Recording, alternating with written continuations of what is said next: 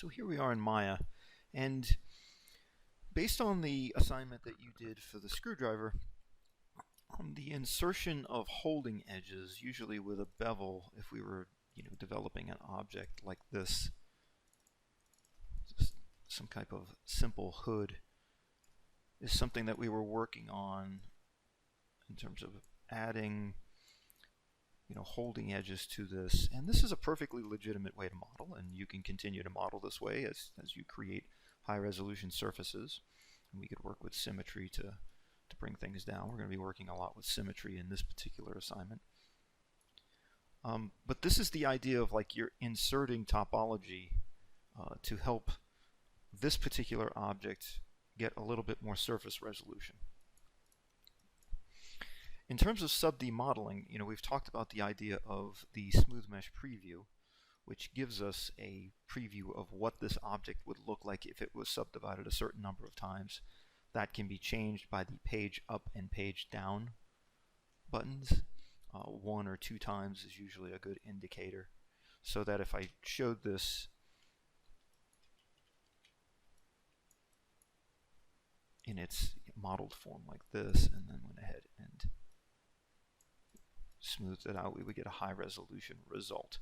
Lots of topology that really isn't serving a lot of purpose, but we're creating a lot more smoother information, much more of smoother surfaces, but we've got that extra information that controls the turning of the edge, and we still preserve a highlight there. But what if there was a way that we could actually model on the low resolution object and see a high resolution version of it in real time? And that's what we're going to be doing for this particular assignment. And that's basically sub-D modeling in a nutshell, where you're working on something that you can then adjust. Now the 2 display gives you a little bit of a preview of that. And this is the traditional way that you have been able to manipulate something, where you can start to add information onto the low resolution and see a preview of it.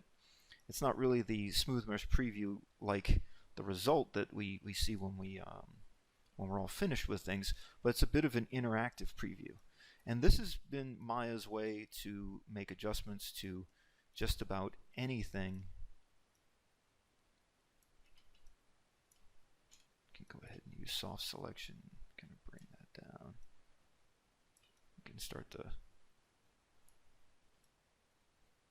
create a little bit more roundness, sink it in, where we can see this in an interactive kind of way. Well, there's an even better way to do this, to see things in real time, but to be able to manipulate something off in a different part of 3D space. And that's using the Subdiv Proxy. Go back into object mode here. So if you shift and right click on your object in object mode, and you go down to the 3rd tool here, you've got a Subdivision Proxy, and I can open up the options here to get the menu. We've got a lot of settings here that we can take into account, and I would suggest that you open up the help on the Subdiv Proxy options to see what these menu settings help explain. The idea of inheriting the smooth mesh preview is one of them, and then there are 2 different types of subdivision methods. I'm going to keep this at exponential for now.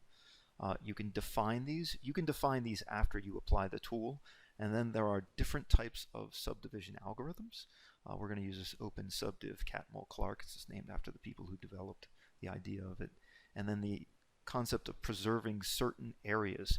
I'm going to leave this alone right now, because there's all different sorts of variations that we can use towards this, but keeping the defaults I think is going to be the best thing to do for this. I'm going to go ahead and hit smooth, and what you'll notice is it looks very similar to that display result that looks like the number 2, but what you can do with this is with one of these objects, either the smooth result or this, we can go ahead and move this off in space. So we've got our poly smooth proxy, which has been, if we open that up, it shows a exponential level of 1 because we're using the exponential subdivision method, and that's pretty much applies to a lot of these channels in here. If we change it to a linear one, it's going to change the way it gets subdivided in general, and then it's going to apply to some of the channels in here. But the difference being, I can now go ahead and do any sort of modeling tool onto here, and that would include doing something like an extrusion. I'll click that and move that forward. I've got a hollowed out surface here, so I'm probably going to want to delete those. And in real time, we can see the results of our work.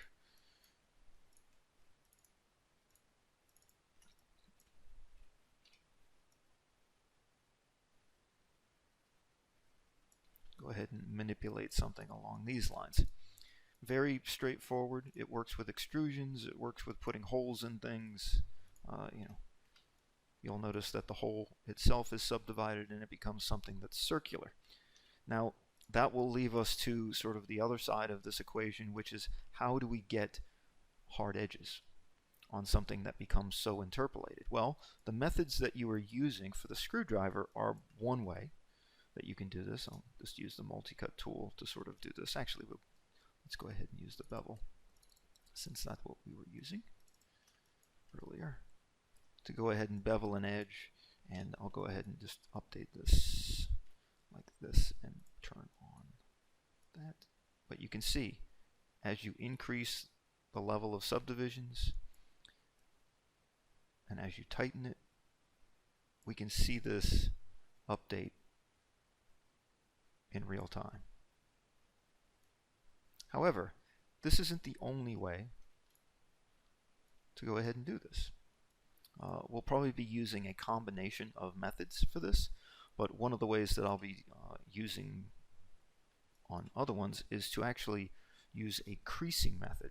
And I explained this in Module 1 that creasing is something that you can use. We didn't really talk about how we can get it to work with this Subdiv Proxy.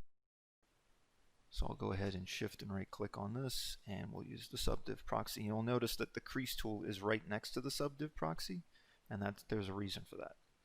So just as we did before, you can go ahead and work on it. And if this is the kind of thing that you're interested in moving one of these off to the side, and you'll notice that what happens is it puts it in a group, and then we have hood 1, hood 3, I just called this a hood object, and you can transform this in space to move this off to the side to see the results. So, and we could translate this in something very set, like 15 units.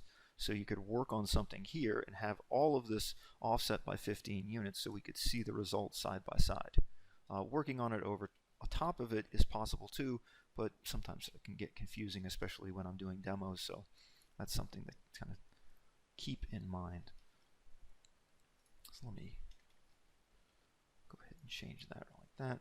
So in order to adjust this, if I didn't want to add any more topology, we could select these edges, shift and right click, and we could go to the Crease tool. So that's an edge tool at this point. We're middle mouse dragging, and you'll notice that there's a slope with this. And you'll see that at its maximum result, you'll see it sharpened on this. So it's very possible to have a subdivided result that also has a sharp crease to it. Now let me turn this off because we're still not getting, what would be considered a nice highlight on this. You see how, nothing beats topology, right? So there is an ability to control things with the Crease tool to help, change some of these things. On smoother transitions, it's not as noticeable as it is on sharper transitions. So let me demonstrate that with something like a cube. And we'll set this to about 7 units in each axis. If I shift and right click on this and create a Subdiv Proxy with this, you'll notice that the object immediately becomes a sphere. That is more like a patch sphere, where we have corners, that type of thing. But if I select these edges and crease these, watch what happens to the top.